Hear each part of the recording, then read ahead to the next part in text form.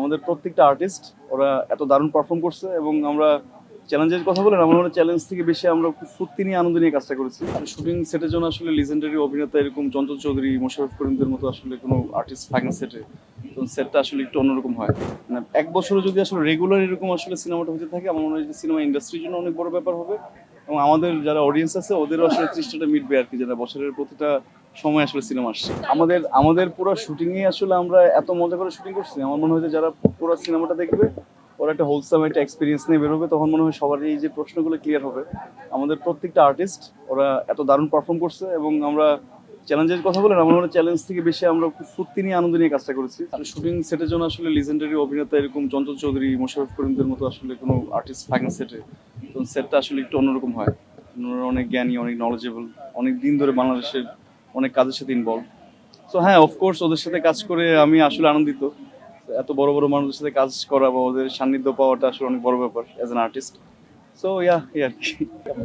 আমি সিনেমাটাই করতে চাইছি, সিনেমাটাই করছি। সো সেটা আপনারা দোয়া রাখবেন, বাকিটা তো পরের বিষয়।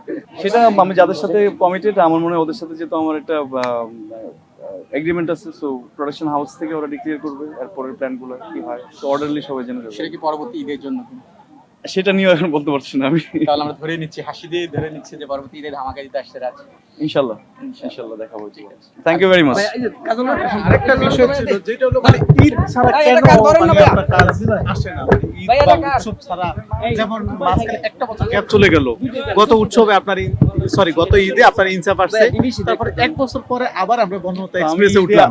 ঈদে আসার প্ল্যানটা তো আসলে ডিরেক্টর প্রডিউসারদের হাতে, সো ওনারা যখন ভাবেন আসলে কোনো কাজ নিয়ে আমার কাছে আসেন, সেটা কোনো ফেস্টিভ্যাল থাকে, এটা ওদের ভাবতে হবে আর কি, এটা আমার উপর না। না, তারপর আপনার ব্যক্তিগত আমার মনে হয় যে হ্যাঁ, ঈদে মনে হয় না যে ঈদ ছাড়াও ছবি হ্যাঁ আমার মনে হয় যে এই যে ফেস্টিভ্যাল এবার আসছে, তো আমার বাংলা সিনেমার জন্য এটা দারুণ একটা ব্যাপার, এত ভালো ভালো সিনেমা আসছে।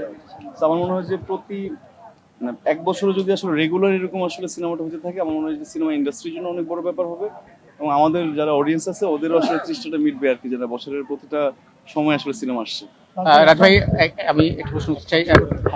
ইনসাফে দেখেছিলাম একদম মার্কেটারি অবস্থায়, এখানে একেবারে ভিন্ন অভিনেতা, মানে প্রত্যেকটা চলচ্চিত্রে রাজকে দেখি একেবারে চরিত্রকে ভিন্ন। আসলে রাজ আসলে এটা কতটা উপভোগ করে প্রত্যেকটা চরিত্র? সেটা তো প্রথমত হচ্ছে আমার কাজ, যেহেতু আসলে আমি খুব ডিরেক্টর আর্টিস্ট, সো আমার মনে হয় যে এই কাজের পিছনে অবদানটা আসলে ডিরেক্টরদের, রাইটারের। সো আসলে ওদের অবদানটা, ওদের ক্রেডিটটা বেশি। সো আমি শুধু পারফর্ম করছি, ওদের কথা শুনেছি, তো এই আর কি।